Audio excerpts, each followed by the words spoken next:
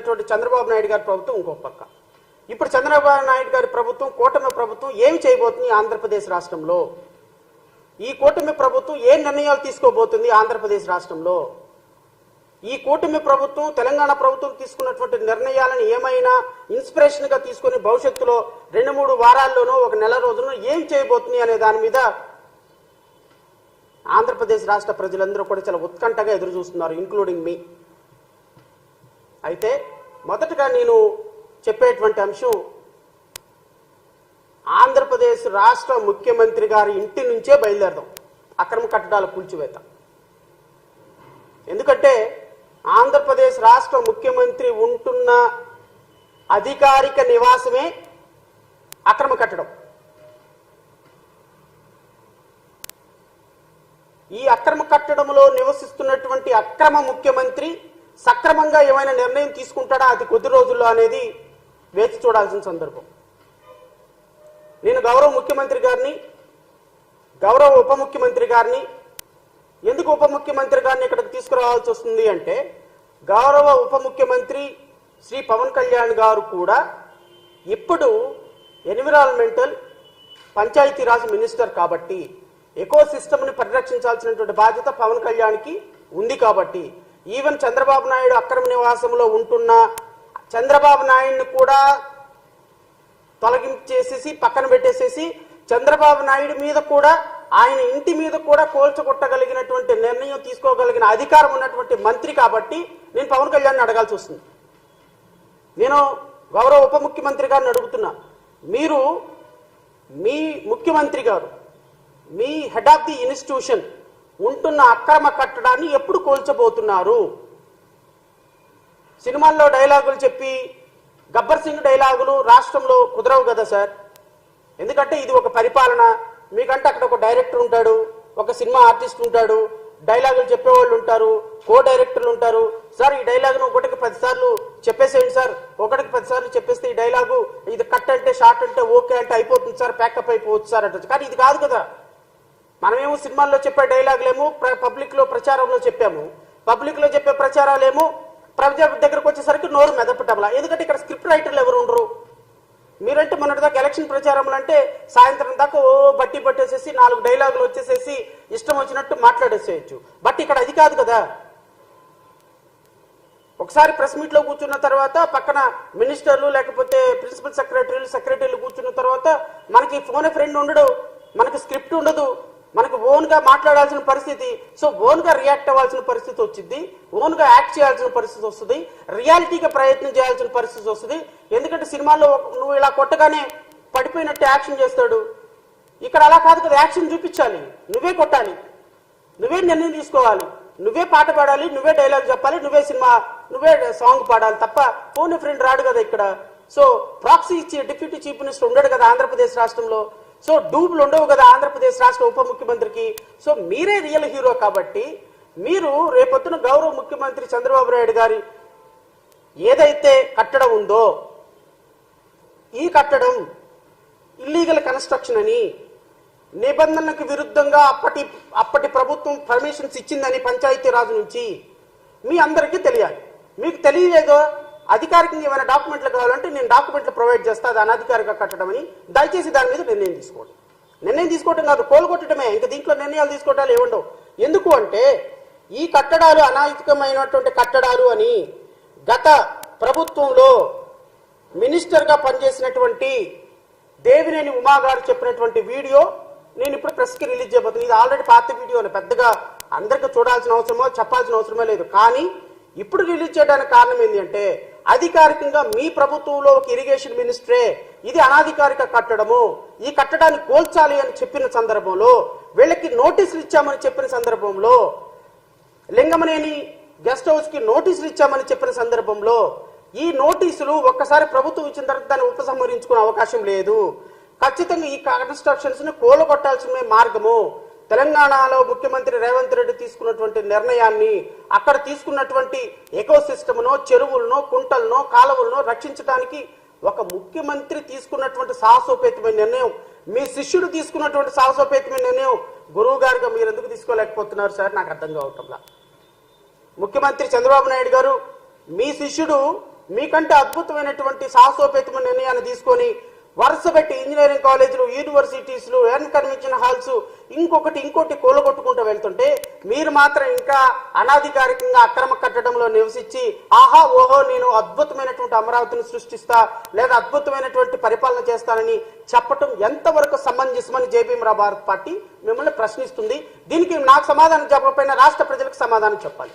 లేదా మీ తనయుడు ఈ రాష్ట్రానికి మరొక అనాధికారిక ముఖ్యమంత్రి, ఐటీ మినిస్టర్, ఎడ్యుకేషన్ మినిస్టర్ కూడా ఆయనే అనుకుంటా ఇట్ సీమ్స్, అనాధికారికంగా డిప్యూటీ చీఫ్ మినిస్టర్గా యాక్ట్ చేస్తున్నటువంటి మంత్రి గారు, వీరు కూడా అదే నివాసంలో అక్రమంగా నివసిస్తున్నటువంటి మరొక సక్రమం అని చెప్పుకునేటువంటి మంత్రి. మీరు మంత్రులుగా, ముఖ్యమంత్రులుగా ప్రజల యొక్క జీవన ప్రమాణాలకి మీరు ఒక రోల్ మోడల్గా ఉండాల్సిన సందర్భం.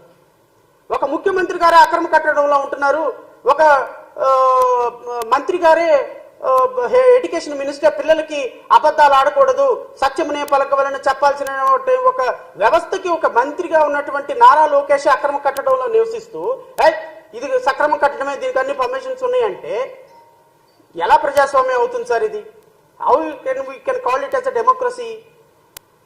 మీరు అధికారంలో ఉన్నారు కాబట్టి మీరు రోల్ మోడల్గా ఉండాలి. నేను Pawan Kalyan deputy chief minister గారిని కూడా అడుగుతున్నా, మీరు ₹1 జీతం తీసుకుపోతే నాయన ముందు ఆ 2 లక్షల జీతం ఏదో మీరు తీసుకొని చేయాల్సిన పనులు చేయండి. మీరు ఆ ₹2 లక్షల జీతం తీసుకోకుండా మీరు ఇక్కడ 2,000 కోట్ల మంది 2,000 కోట్ల రూపాయల ప్రాపర్టీస్ అనాధికారికంగా ప్రజలు వాడుకునేదానికి అవకాశం కల్పిస్తున్నారు. ఎవడొద్దన్నాడు మిమ్మల్ని జీతం తీసుకోవద్దని మేము వద్దామన్నమా? జీతం తీసుకోవద్దా, ₹1 జీతం తీసుకోమని మేము వద్దామన్నమా? జీతం తీసుకుని ఆయన చట్టం మీకు ఏదైతే పరిధి ఇచ్చిందో ఆ పరిధిలో జీతం తీసుకోండి, చట్టం ప్రకారం పనిచేయండి. రాష్ట్రంలో అక్రమ కట్టడాల్లో నివసిస్తున్నటువంటి ముఖ్యమంత్రి నివాసం మీద అధికారికంగా నిర్ణయం తీసుకోవాల్సింది మీరే. ఎకో సిస్టమ్ ని, ఫారెస్ట్ ఎన్విరాన్మెంట్ ని కాపాడాల్సిన సిస్టమ్ మీరే. కృష్ణా నదిని కాపాడాల్సిన బాధ్యత మీదే.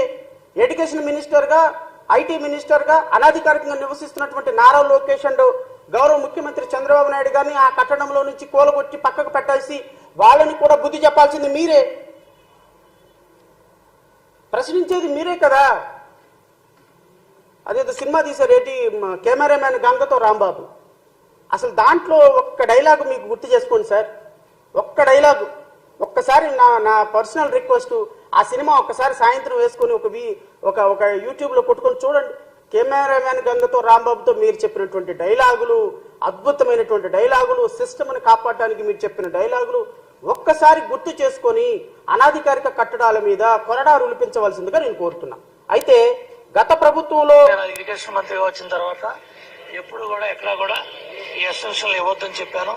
ఇవి ప్రజల ఆస్తులు కాపాడుకోవాలని చెప్పాను. కాబట్టి లోపల ఎక్కడ కూడా ఇవ్వట్లేదు.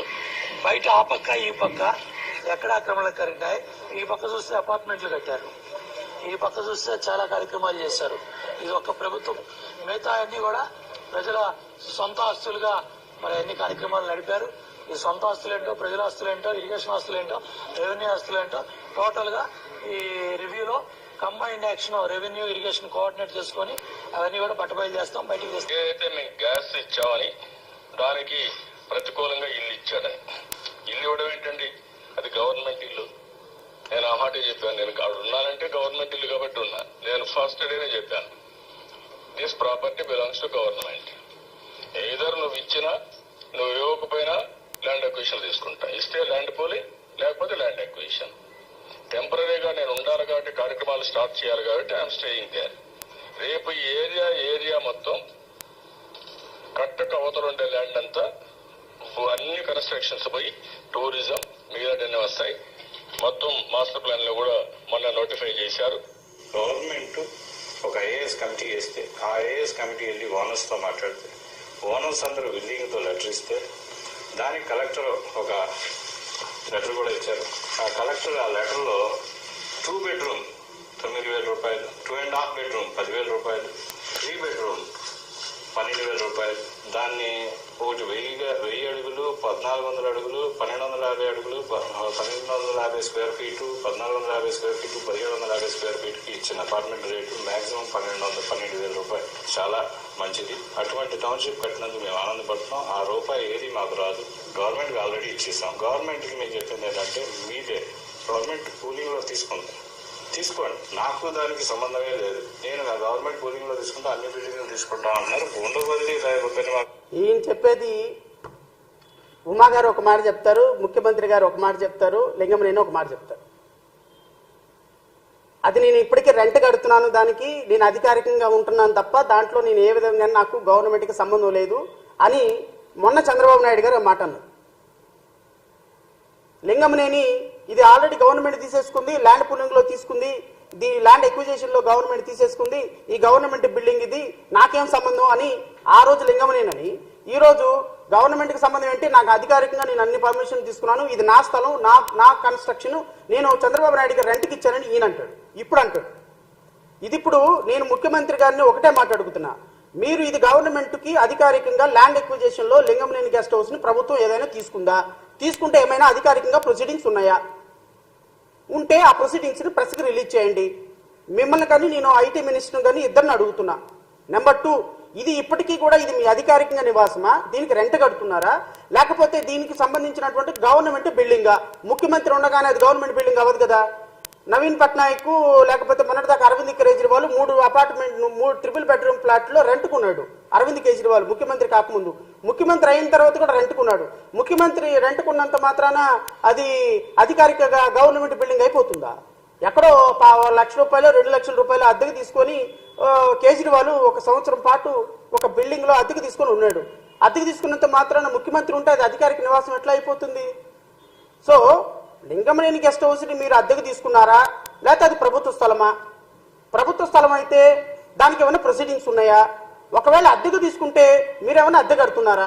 ఇది ముఖ్యమంత్రి చంద్రబాబు నాయుడు అండ్ వారి సుపుత్రుడు చెప్పాల్సినటువంటి మాటలు. ఇవి రెండింటి మీద క్లారిటీ తీసుకోవాల్సిన బాధ్యత కూడా పవన్ కళ్యాణ్ గారికి ఉంది. నెంబర్ 3, ఇది ఒకవేళ లింగమనేని చెప్పినట్టుగా ఇది ప్రభుత్వానికి ఇచ్చేసి ఉంటే దీంట్లో మీకు ఏ విధమైనటువంటి సంబంధం లేదా? సంబంధం లేనప్పుడు ఇది నా బిల్డింగే, ఇప్పటికీ కూడా ఇది నా దగ్గరే ఉంది, మేము అన్ని అనుమతులు తీసుకుని కట్టాను, ఇది ప్రభుత్వానికి చంద్రబాబు నాయుడు గారికి ముఖ్యమంత్రి గారికి నేను ఓన్లీ రెంట్కే ఇచ్చానని చెప్తారా? ఒకవేళ ఇది సక్రమే అయితే, అక్రమం కాదు అని అనుకుంటే ఈ బిల్డింగ్ ని ఇది సక్రమం బిల్డింగ్ కాదు, అక్రమ బిల్డింగ్, దీన్ని ఇమ్మీడియట్ గా తొలగిస్తామని అప్పుడు ఇరిగేషన్ మంత్రి దేవినేని ఉమా గారు ఎందుకు చెప్పారు? అసలు మీరు కోస్టల్ కారిడార్ లో చట్ట నిబంధనలు, నేషనల్ గ్రీన్ ట్రిబ్యునల్ చాలా సీరియస్ గా అబ్జెక్ట్ చేసిన చోట, బిల్డింగ్ రూల్స్ పర్మిషన్ చేయని చోట మీరు 100 కోట్ల రూపాయలతో గెస్ట్ హౌస్లు కట్టుకొని కరకట్టుకి ఈ చివరి నుంచి చూస్తే ఆ చివరి వరకు మంతెన సత్యనారాయణ రాజు ఆలయం దగ్గర వరకు కూడా ప్రతి ఒక్కటి కూడా ఇల్లీగల్ గా గెస్ట్ హౌస్లు కట్టుకొని వాటికి మళ్ళీ దాని పక్కన ఇంకొక టెంపుల్స్, శివాలయాలని, రామాలయాలని కట్టుకొని కొంతమంది గవర్నమెంట్ గెస్ట్ హౌస్లు కట్టి, ఇరిగేషన్ గెస్ట్ హౌస్లు కట్టి వస్తాను నేను అన్ని ఏ విధంగా ప్రతి ఒక్కటి ఇల్లీగల్ కస్టడీలో కట్టడాలో ఏ విధంగా వీటి మీద నోటీసులు గవర్నమెంట్ ఇచ్చిందో, ఏ విధంగా నోటీసులు గవర్నమెంట్ ఇచ్చిన తర్వాత వీళ్ళు ఏ విధంగా 1 క్యాంటీన్లకి 100 కోట్ల రూపాయలు 2 కోట్ల రూపాయలు వీళ్ళకి ఏ విధంగా ఈ ప్రభుత్వంలో ఇప్పటి ఆ ప్రభుత్వంలో వీళ్ళు మామ్యామ్యాలు ఇచ్చి ఏ విధంగా ఆపుకున్నారో వీటన్నిటి మీద కూడా ఇప్పుడు రాష్ట్ర ప్రజల ముందు మీ చరిత్ర మొత్తం విప్పుతా, మీ చరిత్ర మొత్తం రాష్ట్ర ప్రజల ముందు పెట్టి, ఇదిగో ప్రభుత్వాల్లో పనిచేసేటువంటి మంత్రులు, ముఖ్యమంత్రులు, ప్రజలకు ఆదర్శపాయంగా ఉండవలసినటువంటి వ్యక్తులు ఈ విధంగా ఇల్లీగల్ కట్టడాల్లో, ఇల్లీగల్ కన్స్ట్రక్షన్స్ లో నివసిస్తూ 100 కోట్ల రూపాయల వ్యాపారాలు చేస్తూ ఉంటే ఈ వ్యాపారాన్ని అరికట్టాల్సినటువంటి ప్రభుత్వ అధికారులు లక్షల రూపాయల లంచాలు తీసుకొని జోగులాడుతూ ఉంటే మరి ఈ రాష్ట్రంలో ఒక పేదవాడు ఒక ఇటుక పెడితే సాయంత్రానికి 10 మంది అధికారులు వచ్చి ఆ ఇటుకతో పాటు ఇంకో 10 ఇటుకలు కూడా పడగొట్టేటువంటి దుర్మార్గమైన వ్యవస్థలో ఇక ఈ రాష్ట్రంలో లా అండ్ ఆర్డర్ని పరిరక్షించాల్సింది ఎవరండి? నేను Lingamaneni guest house illegal construction అని చెప్పడానికి కూడా నేను ఒక రూల్స్ చదువుతా. ఆంధ్రప్రదేశ్ రాష్ట్రం ఏ విధంగా బిల్డింగ్ ని కట్టాలి, ఏ విధంగా బిల్డింగ్లు కట్టకూడదు అని 7/4/2012 అంటే దీనికి ముందున్నటువంటి ఇంకా జిఓఎంఎస్ నెంబర్ 483 ఇది డేటెడ్ 24/8/1998, 511, ఇది 17/11/2000 సంవత్సరం. జిఓఎంఎస్ నెంబర్ 33 ఇది వచ్చి 3/3/2001. ఈ విధంగా పాత జీవోలన్నింటినీ కూడా రెఫర్ చేసుకుంటూ జీవోఎంఎస్ నెంబర్ 168లో 7/4/2012లో ఒక జీవో ఇచ్చింది. ఈ జీవో ప్రకారంగా రూల్ 4, ఈ జీవో ప్రకారం rule 3 which specifically says no building development activity shall be allowed in the bed of river water bodies like river or nala and the full tank level or the lake, pond, చెరువు or Kunta, shikam lands. అంటే ఏ building అయినా సరే, any building activity shall not be allowed. ఏ విధమైనటువంటి building permission allow చేయడానికి లేదు. ఎక్కడెక్కడ allow చేయడానికి లేదు? In the bed of water bodies like river or nala and in the full tank level or any lake, pond, చెరువు ఆర్ కుంట. ఇప్పుడు ఇదే పరిస్థితి. ఎన్ కన్వెన్షన్ హాల్లో నాగార్జున చెరువు అనేటువంటి క్లాసిఫై చేసినటువంటి ల్యాండ్లో ఎన్ కన్వెన్షన్ హాల్లో పర్మిషన్ తీసుకొని కట్టాడు. ఈ has a permission, valid permission. ఎక్కడుంది పర్మిషను? ఎక్కడిచ్చారు పర్మిషన్ అధికారులు? చెరువు అనేటువంటి ఒక క్లాసిఫైడ్ చేయబడినటువంటి ల్యాండ్లో పర్మిషన్ ఇచ్చారు. ఎనీ పర్మిషన్ ఏ బిల్డింగ్ అయినా పర్మిషన్ ఇచ్చిన అధికారులు ఇచ్చారు అంటే, ఇచ్చిన పర్మిషన్స్ కనుక ఈ ల్యాండ్స్ లో ఉంటే, ఏది వాటర్ బాడీస్, నాలా, full tank level, lake, pond, చెరువు ఆర్కుంట, ఈ క్లాసిఫై చేసినటువంటి ఏ భూమిలో అయినా సరే పర్మిషన్ ఇస్తే ఆ పర్మిషన్ చెల్లదు. అందుకనే రేవంత్ రెడ్డి ప్రభుత్వం డిమాలిషన్ చేసింది. హైకోర్టు ఎందుకు స్టే ఇచ్చింది? ఆయనకి బిల్డింగ్ పర్మిషన్ ఉంది కాబట్టి హైకోర్టు స్టే ఇచ్చింది. బట్ బిల్డింగ్ పర్మిషన్ వ్యాలిడ్ కాదు. ఏ విధమైనటువంటి బిల్డింగ్ పర్మిషన్ ఈ చెరువు, నాల, పాండు ఇలాంటి కెనాల్ లాంటి క్లాసిఫై చేసినటువంటి భూముల్లో దేంట్లో కూడా బిల్డింగ్ పర్మిషన్ ఇవ్వటం వ్యాలిడ్ కాదు అని తెలంగాణ ప్రభుత్వం భావించింది, కొట్టేసింది. ఈ లింగమనేని కూడా చెప్పినట్టుగా ఈ క్లాసిఫై చేసినటువంటి భూముల్లోనే నేను పర్మిషన్ తీసుకున్నాను పంచాయతీ నుంచి అంటాడు. చంద్రబాబు నాయుడు గెస్ట్ హౌస్ కి, చంద్రబాబు నాయుడు గారు ఇప్పుడు ఉంటున్నటువంటి అధికారిక నివాసానికి పర్మిషన్ ఉంది అని చెప్పేది ఇలాంటి క్లాసిఫై చేసినటువంటి ల్యాండ్ లో. అండ్ ఇంకోటి కూడా వస్తాను నేను.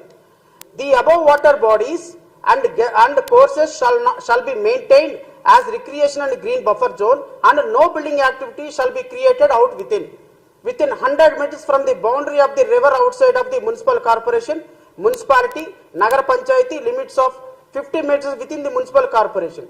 ఏదైనా సరే బఫర్ జోన్ లో, అంటే కృష్ణా అబౌవ్ వాటర్ బాడీస్ లో ఉన్నటువంటి బఫర్ జోన్ లో ఏ బిల్డింగ్ యాక్టివిటీ 100 మీటర్స్ లోపు, అంటే కృష్ణా నది పారుతున్నటువంటి ఏ దగ్గరైనా సరే 100 మీటర్స్ లోపు ఏ బిల్డింగ్ కన్స్ట్రక్షన్ చేయకూడదు. చంద్రబాబు నాయుడు గారి గెస్ట్ హౌస్ అధికారిక నివాసం ఎన్ని మీటర్స్ లో ఉందండి? గట్టిగా తుమ్మితే 25-20 మీటర్స్ లో లేదు. మీరు చూసుకోండి. మంచెన సత్యనారాయణ ఆలయం దగ్గర నుంచి నేను అది కూడా చూపిస్తాను మీకు. ఇదిగో మంచెన సత్యనారాయణ రాజు ప్రకృతి ఆశ్రమం ఇల్లీగల్ కన్స్ట్రక్షన్, దాన్ని ఎందుకు డిమాలిష్ చేయకూడదని సిఆర్డిఏ అధికారులు ఇచ్చినటువంటి నోటీసులు ఇవన్నీ కూడా చూడండి. సిఆర్డిఏ అధికారులు ఇచ్చినటువంటి నోటీసులు ఇవన్నీ కూడా మంతెన సత్యనారాయణ ఆలయాన్ని, మంతెన సత్యనారాయణ రాజు ప్రకృతి ఆశ్రమాన్ని ఎందుకు కూలగొట్టకూడదు? మీరు షెడ్యూల్ కట్టి ఇక్కడ పర్మిషన్స్ లేకుండా, అనుమతి లేకుండా బఫర్ జోన్ లో 30-40 మీటర్స్ లోపు, కృష్ణా నదికి 30-40 మీటర్స్ లోపు ఎకో సిస్టమ్ ను పరిరక్షించకుండా బిల్డింగ్ పర్మిషన్ తీసుకున్న దానికి కాంట్రారీగా కట్టినందుకు మిమ్మల్ని ఎందుకు డిమాలిష్ చేయకూడదని ఇచ్చినటువంటి నోటీసులు సిఆర్డిఏ అధికారులు 2019లో సిరీస్ ఆఫ్ నోటీసులు సిఆర్డిఏ చట్టాలను వినియోగించుకొని ఆ జడ్జిమెంట్ సిఆర్డిఏ చట్టాలకు అనుగుణంగా నోటీసులు ఇచ్చారు. ఈ నోటీసుల్లో ఎంత స్పష్టంగా వాళ్ళు మెన్షన్ చేశారు అంటే, ఈ విధంగా 30-40 మీటర్స్ లోపు అనుగుణంగా బఫర్ జోన్ కి, అంటే contrary to the building rules, contrary to the national green tribunal, contrary to the G O M S number 168 కు అనుగుణంగా మీరు కట్టినటువంటి ఏ బిల్డింగ్ కూడా ఇది ఎకో సిస్టమ్ ని పరిరక్షించటం లేదు కాబట్టి ఖచ్చితంగా వీటిని పడగొట్టాలి అని అనుకున్నప్పుడు దీన్ని మీరు లీగల్ గా అధికారుల్ని మేనేజ్ చేసి లీగల్ గా ఏ కోర్టు ఆర్డర్ స్టే లేకపోయినప్పటికీ కూడా ఏ విధంగా ఇప్పటి వరకు వాటిని కొనసాగిస్తున్నారు? నెంబర్ 1. దీనికి